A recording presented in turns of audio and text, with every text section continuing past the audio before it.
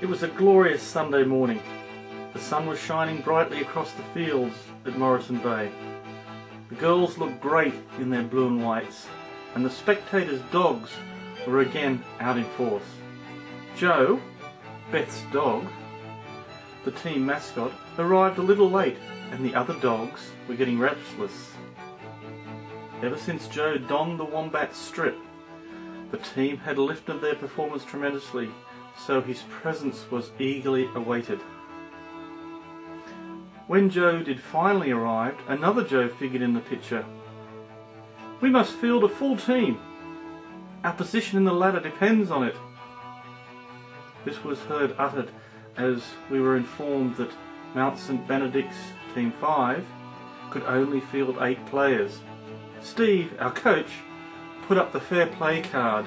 However, the discussions continued. "They're right next to us in this year's competition ladder. Goal difference matters. We want to finish in the top 4. Coach Orr finally gave in and fielded a full-strength team against the skeletal opposition, fully expecting a whitewash. Well, what happened next was rather bizarre. Coach, never say a negative thing, Orr was speechless. One spectator was heard to say, "If they don't put the ball in the back of the net, they'll lose this one. And I predict a defeat here if they don't start playing football." Well, by half time and lots of moving the ball around aimlessly, the scores were locked together at 0-0. Coach, never say a negative thing, or could only express that he couldn't say anything under his own self-imposed code of conduct.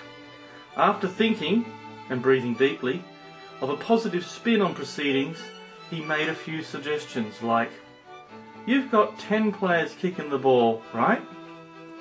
And they have 7, okay? If you mark each girl on their team, this would give you 3 spare players running free, sweeping and scoring goals. Am I wrong?" Well, the girls took to the field in the second half, ready to really fight for their coach and put his words of wisdom into effect.